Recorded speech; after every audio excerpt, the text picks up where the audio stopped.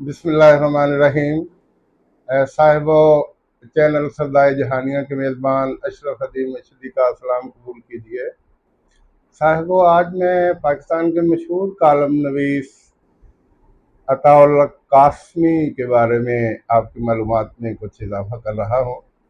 आप में से बहुत से लोग जानते हैं कि वो उस्ताद भी रहे, कालम नवीस भी रहे। वो नॉर्वे और थाईलैंड में पाकिस्तान के सफ़ीर भी रहे और वो एक शायर की हैसियत से भी अपना अहम मकाम रखते हैं। वो 1943 में सैयद बहाउल हक कासमी के यहाँ पैदा हुए। उनसे बड़े उनके भाई सैयद ज़ियाउल हक कराची में रहा करते थे। वो भी मज़ाहिया शायर थे, लेकिन अताउल हक कासमी का एक अपना अंदाज है। अताउल हक कासमी के बारे में शाह बलीगुद्दीन, जो रेडियो पाकिस्तान पर सुबह के वक्त दर्स कुरान हकीम अरशाद फरमाया करते थे, उनके साहिबजादे सराज मुनीर, जो बहुत बासलाहियत इंसान थे, लेकिन सिर्फ 39 साल की उम्र में अल्लाह ने उनको अपने यहाँ बुला लिया। वो अताउल हक कासमी के मदाहों में शामिल थे। वो कहा करते थे कि मैं बहुत हैरान होता हूँ और मैं इस नतीजे पर पहुँचा हूँ कि अताउल हक कासमी पैदाइशी तख्लीकार है। वो दफ्तर की बेहंगम मसरूफियात और मुलाकातियों के जुलमट में छोटे छोटे टुकड़ों पर अल्फाज लिख रहा है और आफरीन है उन अल्फाज पर जो उसको बेतौकीर नहीं होने देते। दरअसल अताउल अताउल हक कासमी खुद भी इन लफ्ज़ों से 150% मुखलस होता है, इसलिए वो लफ्ज़ भी इसको बहुत अहमियत देते हैं। और वो लफ्ज़, जो भी लफ्ज़ ये लिखते हैं, वो उस तहरीर में बहुत सजावट पैदा करता है। तो साहिबो, अताउल हक कासमी लाहौर में पढ़ते भी रहे और बाद में मुख्तलिफ कॉलेजेस में बहसीत प्रोफेसर वो अपनी खिदमात सर अंजाम देते रहे। वो रोज़ने दीवार के नाम से पहले नवाए वक्त और फिर जंग में अपना कालम लिखते रहे। ये मज़ाहिया कालम दुनिया के बहुत से लोगों में पसंद किए जाते थे, पाकिस्तान में भी और पाकिस्तान से बाहर भी। उन्होंने कई किताबें लिखी जिनमें उन रोज़ने दीवार रोज़ने दीवार से जो कालम लिखा करते थे उसको एक किताब की सूरत में उन्होंने शाये किया। इसके बाद उन्होंने अताये नामी अपने मज़ामीन पर मुश्तमिल किताब वो शाये की। फिर उन्होंने खंदे मुकर्रर किताब शाये की। फिर उन्होंने अपना सफ़रनामा शौक़ आवारगी शाये किया और फिर गोरों के देश में, और फिर सबसे मज़ाहिया किताब हंसना मना है, और फिर जुर्मे ज़ईफ़ी के वज़न पर उन्होंने जुर्मे ज़रीफ़ी लिखा। तो आप अंदाज़ा कीजिए कि ज़राफ़त के मैदान के वो शाहसवार थे और इस किताब में उन्होंने क्या कुछ नहीं लिखा होगा। मैं खुद उनके कालम बड़े शौक़ से पढ़ा करता था और अब भी ये सिलसिला जारी है कि मैं उनकी तहरीरें बड़ी चाहत से पढ़ता हूँ। एक जगह पे लिखते हैं कि मैं लाहौर में एक चौक पे खड़ा था कि मेरा एक नौ दौलतिया दोस्त यकदम मेरे सामने आकर उसने गाड़ी रोकी और मुझे कहने लगा कि अता भाई आइए, मेरी गाड़ी पे बैठ जाइए। तो मैं उनके साथ फ्रंट सीट पे बैठ गया और वो रवायती नौ दौलतियों के अंदाज में छूटते ही मुझसे पूछा कि कहाँ जा रहे थे। मैंने कहा मैंने फलां जगह पे जाना। तो कह रहे थे क्या आपके पास गाड़ी नहीं है? मैंने कहा कि नहीं, मेरे पास गाड़ी नहीं है, मैं यही अवामी सवारी इस्तेमाल करता हूँ। फिर मुझे कहने लगे मेरे पास तो ये गाड़ी भी है और अल्लाह का फजल है कि मैंने गुलबर्ग में बड़ा शानदार महलनुमा मकान भी बना लिया है, फलां चीज़ भी है, फलां चीज़ भी है। फिर मुझे कहने लगा कि आपका अपना मकान है या नहीं है? मैंने कहा मैं तो किराए के मकान में रहता हूँ। तो उसकी बातें इतनी तेज़ी से वो बोले जा रहा था कि मैं तंग आ गया। 2-3 किलोमीटर के बाद जाके मैंने कहा कि ब्रादरम आपको पेशाब आया है? वो कहता कि नहीं। मैंने कहा फिर मुझे आया है, मुझे यहाँ उतार दें। उसने उतार दिया और मेरे कानों ने सुकून का सांस लिया। अताउल्ला कासमी कहते हैं कि मुझे फिल्में देखने का बड़ा शौक था, और मेरे कुछ मखसूस से दोस्त थे। अल्लामा एहसान इलाही ज़हीर सफ़े अव्वल के मुकर्रर थे, वो मेरे बड़े करीबी दोस्त थे। फिर पजनल प्रोग्राम के मेज़बान और इंग्लिश के मशहूर प्रोफेसर दिलदार परवेज भट्टी मेरे बड़े अच्छे दोस्त थे। और मुझे याद पड़ता है कि जब मेरी बारात गई तो उसमें अब्बा जी शामिल थे, दिलदार परवेज भट्टी थे, अल्लामा एहसान इलाही ज़हीर थे, और मैं था। और हम साइकिलों पर बारात लेके जा रहे थे, और वापसी पर मैं अपनी मिसेज को साइकिल पे बिठा के घर ले आया। तो कहता है ये सिलसिला जारी रहा। मैं एक दफ़ा फिल्म देखने बाद सिनेमा से निकला, तो अब जहन में था कि अब्बा जी तो इन चीज़ों के खिलाफ हैं, तो वो मुझे डांटेंगे, मुझे मारेंगे। तो मेरी खुशकिस्मती समझिए कि रास्ते में अल्लामा एहसान इलाही ज़हीर मुझे मिल गए, और मैंने उनसे कहा कि अल्लामा साहब आप एक काम कीजिए, आप मेरे साथ जाइए और मेरे अब्बा जी को सिर्फ इतना कहिए कि फलां जगह पे जलसा था, और मैंने अता को रोक लिया था कि चलो हम गपशप भी कर लेंगे और आप मेरी तकरीर भी सुन लें। तो हम मस्जिद से उठ के आ रहे हैं, तो अब्बा जी को यकीन आते आते आ ही गया, और कहने लगे कि एहसान बेटा ठीक है, अगर आप कहते हैं तो होगा। तो दरवाज़ा खोला और मैं अंदर चला गया। अल्लामा एहसान इलाही ज़हीर अपने घर की तरफ रवाना हो गए। 15-20 दिन फिर गुजरे थे कि मैं फिर सिनेमा जा पहुंचा। फिल्म देख के जब निकला तो फिर परेशान था। इतने में मौलाना अब्दुस्तार नियाजी वो कहीं से जलसा भुगता के आ रहे थे, और मुझे मिले तो कहने लगे बेटा कहाँ से आ रहे हो? मैंने कहा चाचा जान सच बताऊं कि मैं फिल्म देख के आ रहा हूं, और अब खौफजदा हूं कि अब्बा जी ने मारना है, और उनका खूंडा तैयार होगा मुझे मारने के लिए। तो मैंने उनसे इल्तिजा की कि आप मेरे साथ चलिए और मेरी खातर छोटा सा मसलहतन झूठ बोल दीजिए। तो कहते हैं कि वो मेरे साथ हो लिए, घर के दरवाजे पर गए, दस्तक दी। अब्बा जी बाहर आए तो मौलाना अब्दुस्तार नियाजी साहब ने कहा कि अजीज़म अताउल्ला कासमी मुझे आज मिले। तो मैंने इनको रोक लिया कि जलसे के बाद हम जाएंगे और मौलाना सैयद बहाउल्लाह कासमी साहब के पास भी चंद लम्हे गुजारेंगे, तो लिहाजा मैं इनको साथ लेके आया हूँ। तो कहते हैं हम कुछ देर बैठे, चाय वाय हुई और मौलाना अब्दुस्तार नियाजी चले गए। अब्बा जी मुझे गौर से देखते रहे और बार बार सवाल करते रहे कि क्या मौलाना अब्दुस्तार नियाजी साहब की वाकई ही आपने तकरीर सुनी? तो मैं कहता अल्लाह की कसम मैं सुनी है तकरीर में, फलाम जान की ने। तो उनको यकीन आ गया।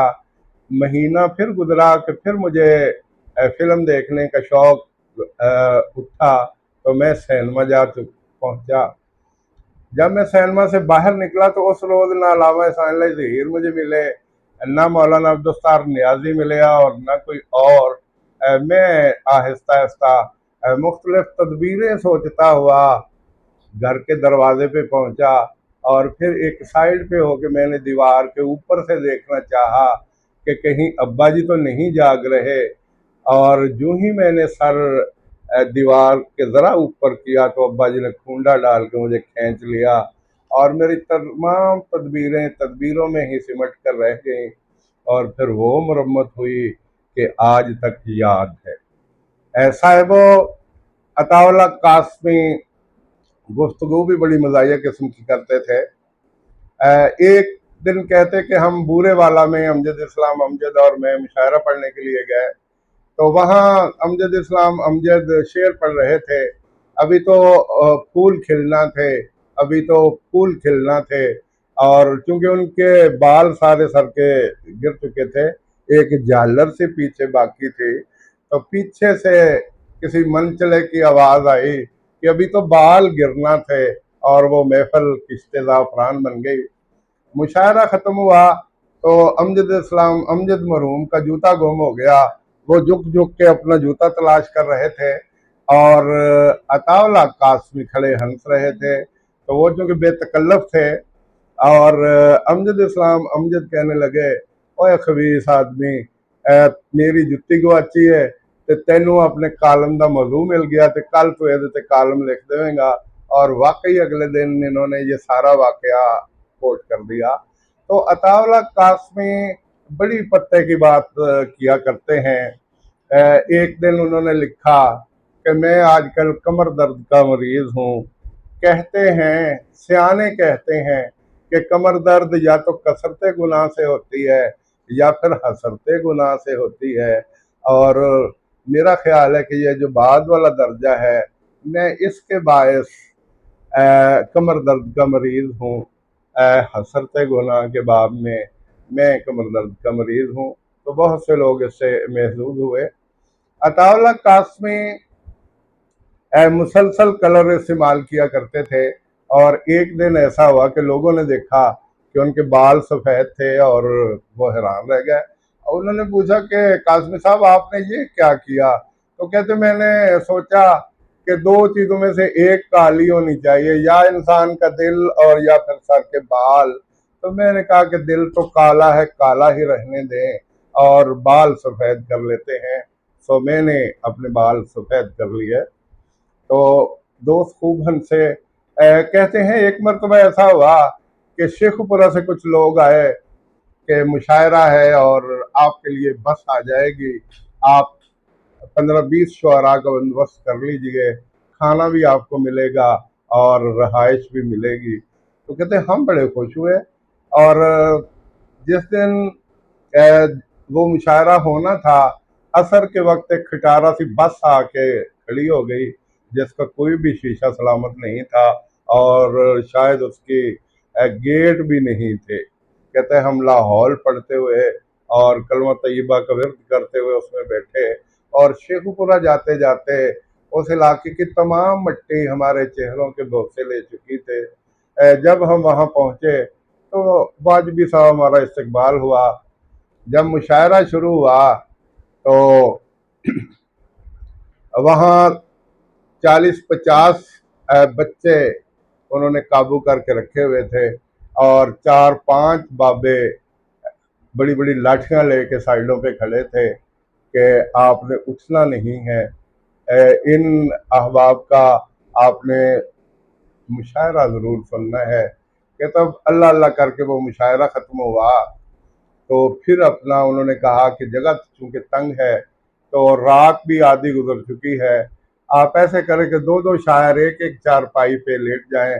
ज़रा लेटना क्या है, सोना क्या है, ज़रा कमर सीधी कर लें।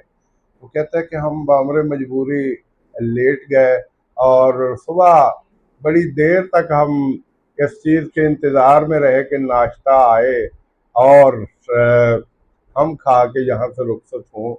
लेकिन इंतज़ामिया आपस में मुशावरत कर रही थी कि रात का खाना तो चौधरी साहब ने दे दिया था, अब कहाँ से आएगा। तो कहते हैं हम ये बातें सुन रहे थे और हंस हंस के लोट पोट हो रहे थे। बहरहाल वो बड़ा यादगार मुशायरा था और उसकी बहुत सी यादें आज भी हंसने पर मजबूर कर देती हैं।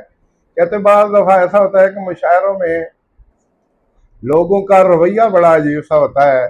हम मुल्तान में मुशायरा पढ़ने के लिए गए तो वहाँ के जो हाजरीन थे उन्होंने हमारे साथ अजीब रवैया, जो ही पहले शायर ने शेर पढ़ना शुरू किए तो तमाम हाजरीन ने मुंह पीछे की तरफ कर लिए। वो शायर हजरात ज़ाहिर दाद के तलबगार होते हैं तो कोई दाद नहीं मिल रही थी। शायरों ने कहा कि ये हमारे साथ क्या मजाक किया जा रहा था। तो उन्होंने कहा आप आदी हैं कि वाह वाह हो, मुकर्रर हो, और हम आपको आज बताना चाहते हैं कि हम बड़े ही बदज़ौक़ सामीन हैं, हाजरीन हैं, तो इसका भी ज़रा जायका चख लीजिए। तो साहिबो, अताउल्लाह कासमी बहुत अच्छे कालम नवीस, बहुत अच्छे प्रोफेसर, बहुत अच्छे सफारतखार ये अपना कुछ देर थाईलैंड में पाकिस्तान के सफ़ीर रहे, कुछ देर ये नॉर्वे में पाकिस्तान के सफ़ीर रहे, और कुछ देर ये टीवी के एमडी भी रहे। बहुत मज़ाहिया तहरीरें लिखते हैं। आजकल उनका बेटा यासर पीरज़ादा अच्छी तहरीरें लिखता है। तो कल मैं उनकी एक तहरीर पढ़ रहा था। कहते मुझे दादा बने हुए अरसा हो गया है, और इस खुशबख्ती की बिना पे आप यूं समझ लीजिए कि अब मैं एक दादी का शौहर भी हूँ। तो इस तरह की मज़ाहिया तबीयत है अताउल्लाह कासमी की, जो माशाल्लाह 80 के करीब, अब उनकी 80 साल के करीब उम्र है, लेकिन अब भी उनकी ज़राफ़त और मुस्कुरा, लोगों को मुस्कुराने पर मजबूर कर देने वाली गुफ्तगू और तहरीरें सामने आती हैं, तो बहुत से लोग महजूज होते हैं। तो साहिबो सैयद बहाउल्लाह कासमी तहरीक पाकिस्तान के सरगर्म रुकन थे और आलमी दीन भी थे।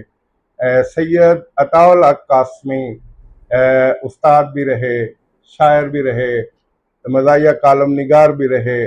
बहुत सी किताबें इन्होंने लिखी, और इनके दूसरे भाई सैयद ज़ियाउल हक कासमी भी कराची में एक अच्छे शायर की हैसियत से ज़िंदगी गुजार के इस जहान से गए। तो ये ख़ानदान मुद्दतों याद रखा जाएगा, और अताउल्लाह कासमी की जो तहरीरें हैं वो इनको क़यामत तलक ज़िंदा रखेंगी, और लोग इससे महजूज होते रहेंगे। तो साहिबो बातें तो बहुत सी हैं, मालूमात तो बहुत सी हैं, लेकिन तवालत के ख़्याल से मैं अपनी गुफ्तगू को समेट रहा हूँ।